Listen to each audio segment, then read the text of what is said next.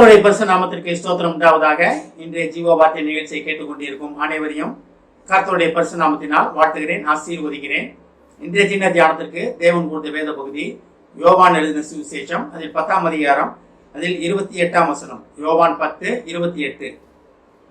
நான் அவைகளுக்கு நித்திய ஜீவனை கொடுக்கிறேன், அவைகள் ஒரு காலம் கெட்டு போவதில்லை, அவைகளை ஒருவனும் அவைகளை என் கையிலிருந்து பறித்துக் கொள்வதும் இல்லை. இன்றைய தினம் இதை கேட்டுக்கொண்டிருக்கும் விசுவாசிகளே, நான் கேட்பவர் அனைவரும் ஒரு காலம் ஒருபோதும் கெட்டு போவதில்லை என்று தேவன் நம்மிடத்தில் வாக்கு கொடுக்கிறார். இதுல பாருங்க, ஒரு 3 காரியங்கள் சொல்லப்பட்டிருக்கிறது. அதை பாருங்க. நான் அவைகளுக்கு நித்திய ஜீவனை கொடுக்கிறேன். இது ஒருவேளை ஆடுகள் பத்தி இயேசுவின் வாயிலிருந்து ஒரு வார்த்தை, ஆட்டு மந்தைகளை பத்தி சொல்றாரு. நம்ம தான் ஆடுகள், மேய்ப்பனான இயேசு கிறிஸ்து நம்மளை பத்தி தான் அதுல சொல்கிறார். அதை நம்ம முதல் விசுவாசிக்கணும். பைபிள்ல வேதாகமத்தில் குறிப்பிடப்பட்டிருக்க ஒவ்வொரு காரியம் என்னை குறித்து, நான் தேவனை அறிந்து கொள்வதற்காகன்றதை நம்ம அதை விசுவாசிக்கணும். ஆடுகள்னோட இதெல்லாம் மந்தை ஆடுகள் தானே, நானா மனுஷன் இல்லை அப்படின்னு நினைக்கக்கூடாது. நம்ம தான் தேவனுடைய கரத்தில் உள்ள ஆடுகள், தேவனுடைய அதாவது மந்தையில் உள்ள ஆடுகள். அதை நம்ம புரியணும். நான் அவைகளுக்கு நித்திய ஜீவனை கொடுக்கிறேன். இன்றைய தினம் நித்திய ஜீவனை கொடுப்பதற்காக தேவன் உங்களிடம் பேசிக் கொண்டிருக்கிறார். நித்திய ஜீவனா என்ன? அழிவில்லாத வாழ்க்கை. அழிவில்லாத வாழ்க்கைன்னு என்ன? நம்ம வாழ்க்கை, நம்ம உலகத்துல ஒரு நாள் நம்ம மறந்து போவோம். உயிரோடு எடுக்கப்பட்டவங்களும் உண்டு, அதுல சந்தேகமே கிடையாது. உயிரோடு எடுக்கப்பட்ட பாக்கியசாலிகளும் உண்டு. நம்ம பைபிளே பழைய ஏற்பாட்டிலே பார்க்கலாம். அப்பேற்பட்ட ஆட்களும் உண்டு. ஒருவேளை நமக்கு அப்படிப்பட்ட ஒரு காரியத்தை தேவன் வைத்திருக்கிறாரா? நாமே தேவனை கேட்க வேண்டும். தேவனை நான் எடுத்துக்கொள்ளப்பட வேண்டும் ஆண்டவரே அப்படின்னு கேளுங்க. நீ உண்மையிலே தேவனுக்கு பிரியமானபடி தேவனுடைய வார்த்தைகளின்படி நடந்தோம்னா அது நம்ம வாழ்க்கையில நடக்கும். மரணம் இல்லாத வாழ்க்கையை தேவன் தருவதற்கு வல்லவராக இருக்கிறார். எதுவுமே பைபிள பைபிள்ல எந்த ஒரு காரியம் குறிப்பிடப்பட்டிருந்தாலும் அதற்கு ஒரு சாட்சியான ஒரு காரியம் பைபிள்லயே இருக்கும். அதை நம்ம கொஞ்சம் தேடி பார்க்க வேண்டும். நித்திய ஜீவன். அப்ப நித்திய ஜீவனை பெற்றுக்கொண்டவங்களும் பைபிள்ல இருக்காங்க, நிறைய பேர் இருக்காங்க. அதாவது மரணத்தை பார்க்காதவள் 2 பேர் பைபிள்ல இருக்காங்க. ஏலியா இருக்காரு, ஏனோக்கு இருக்காங்க. அவங்களாம் மரணத்தை பார்க்கல. அதாவது அப்பேற்பட்ட காரியத்துக்காக நம்ம அழைக்கப்பட்டு இருக்கிறோம். நமக்கு முன்பாக சாட்சியாக நிற்கிறவங்க அவங்களாம். அதுக்காக நம்ம அழைக்கப்பட்டு இருக்கிறோம். ஆனால் இது என்ன சொல்றாரு? நித்திய ஜீவன். நித்திய ஜீவன்னா என்ன? தேவன் நமக்கு அருள்னது. அப்ப நித்திய ஜீவன்னா தேவன் அருளின காரியத்தை ஒருவரும் அவர் கரத்திலிருந்து புடுங்கிக் கொள்ள முடியாது. ஒருவேளை நீங்க உலகத்தின் அதிபதிகிட்ட ஒப்படைச்சீங்கன்னா அது நம்மளுக்கு, ஏன்னா பரலோகம் நமக்காக ஆயத்தப்படுத்தப்பட்டது. நரகம் யாருக்காக? விழுந்து போன தேவதூதர்களுக்காக, நமக்காக கிடையாது. அதை நம்ம விசுவாசிக்கணும்.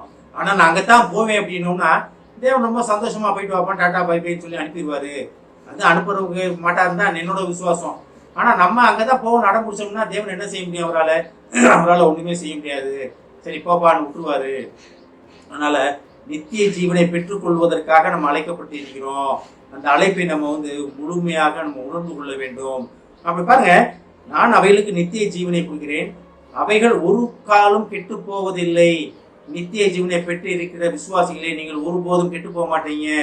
ஒரு சில நேரங்கள்ல ஒரு சில சறுக்கல்கள் வரலாம் வாழ்க்கையில, ஒரு சில காரியங்களை நீங்க சறுக்கி விடலாம். ஆனாலும் கடைசி முடிவுல சோதிக்கப்பட்ட பின் நீங்க பொன்னாக விளங்குவதற்காக அழைக்கப்பட்டு இருக்கிறீங்க. அப்ப நித்திய ஜீவனை கொடுத்து எதற்காக?